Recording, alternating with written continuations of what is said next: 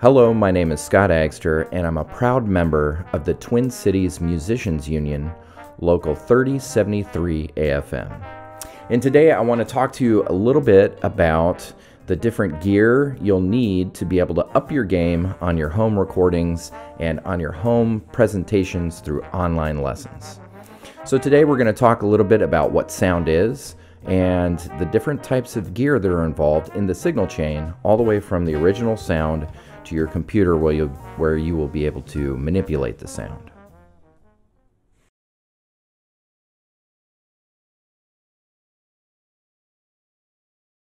So the first question that we have to answer to understand how all this stuff works is, what is sound? So sound is actually mechanical pressure caused by the vibration of a source of sound stirring up the air molecules so that they're mechanically compressing and contracting from the source of the vibration all the way into the place it's received. So in general, we think of sounds as waves, and the best way to describe this is, as it travels through a medium, these vibrations, for instance through air, when the molecules contract, we think of that as a peak, and as they expand and become further apart, we think of that as a valley. Frequency is how fast those sound waves are occurring. And the faster the sound waves, the higher the pitch. So we attribute frequency to how fast those sound waves are going up and down. The amount of length between the top and the bottom of the sound wave has to do with how loud or soft something is with dynamics. So the next thing I'd like to talk about is signal chain. Now, signal chain is very important because it tracks the sound from its point of origin all the way through your system until it reaches your computer. So every point in that chain that the signal passes through is an important place where the sound is manipulated. So the first part of the signal chain is the microphone right here. And what the microphone does is basically it converts those sound pressure waves into electric signal. Okay? Now there's different types of microphones. And the first microphone I'm going to talk about is a dynamic microphone. And the first microphone brand and model that I want to talk about is the SM58, which is, you'll see it on stages all the way across the world, and it's used for vocals. Now, even though it's a vocal mic, it can work great for many different instrument applications. It's got a lower price point, I think probably coming in around $100 right now. It's a very rugged mic, and it will last for a very long time as long as you take fairly good care of it. Now, when I say these different types of microphones, like a dynamic microphone, the information has to do with how the sound pressure is converted into electric signal. So basically the components of the microphone. So one of the greatest characteristics about a dynamic microphone is it can take high SPLs, it can take very loud sounds without distorting. It can also take drastic temperature and humidity shifts. So it's a pretty rugged microphone. It's not as sensitive. A Shure 58 is not as sensitive as some of the other higher end microphones we're going to talk about. But again, a great place to start if you've never done any recording before or any kind of sound reinforcement. I'd recommend just going with something cheap but reliable, SM58. So the next microphone I'd like to talk about is a condenser microphone, which is the type I'm using today. Condenser microphones are a little bit more sensitive than dynamic microphones in that they're more sensitive to temperature and humidity and very loud sounds. But a condenser microphone, because it's more sensitive, is very good for picking up some of that crisp high-end information. For instance, if you play flute or violin or sing high vocals, a condenser microphone is very good at capturing some of those high frequencies. A downside to it, another downside, if you're in a home environment where maybe there's a loud HVAC going on, or there's a buzzing of a light, or there's street sounds outside, a condenser microphone is much more sensitive, so much more likely to capture some of that other distracting information as well. There's other types of microphones on the market, such as ribbon mics or tube mics, But as you get into those types of microphones, the price point starts to shoot way up.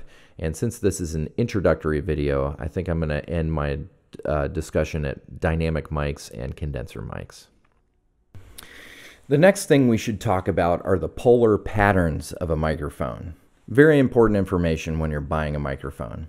So let's go back to the SM58. Because it's an on-stage microphone, there's going to be a loud monitor sitting in front of the singer to boost their vocal sounds over the electronic instruments and the drums behind, over the back line, so basically the singer can hear themselves.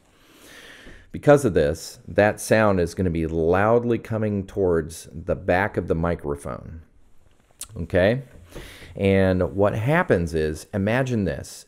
Have you ever looked into one mirror that's pointed at another mirror and you see an infinite number of yourself because of the way the light refracts? The same thing basically happens with sound. That's a clunky way to describe it, but it's just a useful image. So what happens is sound is being pumped out of the speaker into the microphone and put back through the speaker, and it creates this infinite feedback loop. And there's certain frequencies that are going to be louder than others, and when that happens, they blow up and they sound like feedback. So that's why you never want to point a microphone at a speaker that's producing its sound, okay? So that's how you get feedback. Either the microphone's way too loud and it's picking up that speaker sound, or it's being pointed at the speaker. So what does that mean for you? That SM58 is going to have a cardioid pattern, which means it captures sound from the front of the microphone, and it goes into a heart shape at the back of the microphone. And the reason it does that is it does not want to pick up sound from the back side of the microphone, so that sound is canceled. Okay, so that's a cardioid pattern. You also have an omnidirectional pattern, and that looks like a circle. And what omnidirectional means is that it captures that information from an entire 360 degrees around the microphone. Okay, but since we're all in our home spaces, and this is a beginning video, it's likely that you don't have an incredibly acoustic treated space inside your house. So that's why I'd recommend maybe steer away from omnidirectional microphones for the beginning. Another type is figure 8. Again, not super duper useful for a home recording session, but just to talk about it. The pattern is like a figure 8. So on both sides of the microphone, it will cancel out the information, but it will take information from the front and back.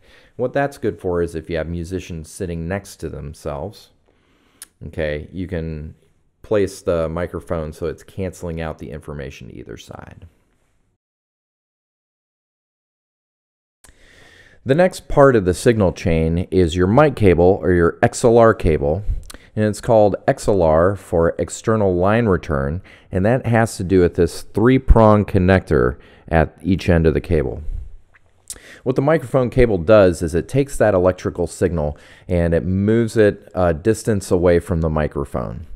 And good microphone cables have lots of shielding in them that keep electrical interference or RF interference from sneaking into the signal and muddying it up.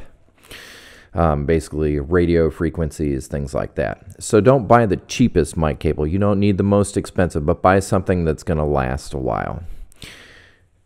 Just a quick little bit on cable maintenance. Cables have a memory. As you can see, it's coiled in a circle. What we don't do is wrap it like this around the elbow, because it needs to be coiled in a loop. Okay, that way you don't have a cable that gets a bunch of, there's wire inside here, and if you put sharp bends in it over time, the cable gets messy and tangly. So the best way to do it, this is a sound guy's secret. It's the over-under. So I was over, now I go under. Now I go over, now I go under. And what I'm doing is, as I go, I'm twisting the cable, so it keeps that memory shape. And the nice thing about going under is it keeps it so that the cable is always coiling evenly. Now, that's kind of an advanced technique. You can look that up online, but If you don't have that technique, another thing you can do is just twist with your thumb and keep twisting in the same direction. If you do a good job, basically this cable should be able to be thrown out easily from point A to point B without twisting up or knotting. One more thing about mic cables, they make these Velcro straps so that you can keep your cables organized and keep them basically from tangling up with each other. So the next piece of the signal chain is going to be the audio-digital interface.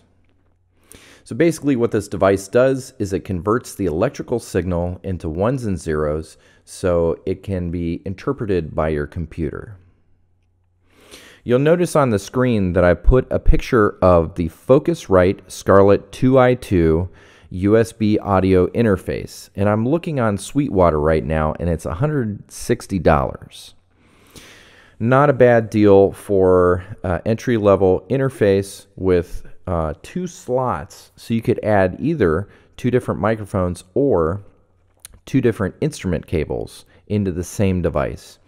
For teaching, this is a valuable tool for many of us. If you think about it, the amount of volume coming out of the end of my trombone will be completely different from my voice. So having 2 microphones spaced at different places in the room can help you to be able to talk one volume but play another without overloading your system. So let's take another look at this box. There's a couple features here that are very helpful. You'll notice on those 2 inputs, there is a little round slot in the middle that you can insert an instrument cable into. So you could actually use this device to record bass or guitar, and at the same time, those same slots will also accept an XLR cable. There is also, if you look over here, 48-volt phantom power. So there's some microphones, like your condenser microphones, that need an external power source, and the box will actually provide that electrical signal to your microphone. So you'll also notice on the front that there are 2 separate gain knobs. And what gain knobs are is they're basically volume knobs for the signal as it goes into your system. So you want to make sure that your gain knobs are such that you are not clipping or distorting the microphone. So basically what happens is if your signal is too loud going into the system, that will distort and create electronic digital noise, which is, there's no way to get rid of it, really. You can do a little bit of EQing to try to minimize some of that sound, but once it's in the signal and recorded, there's no going back. So those 2 gain knobs are how you control that. And you'll notice that they light up red and green. So red for its clipping, green for it's in a good zone. There's also a monitor control on the right side, so you can plug your headphones directly into the box and listen to the output or the input of your sound. Another great thing about this device is once you set it up, many of the meeting software that we're using right now to teach private lessons is set up in a way to be able to recognize these devices. So actually that the much better sound from your computer microphone, from these fancy microphones that are gained in such a way that your instrument sound is one level and your voice is another level, will actually transmit over that meeting software. And in the next episode, we'll be talking a little bit about how to change those settings inside different meeting softwares.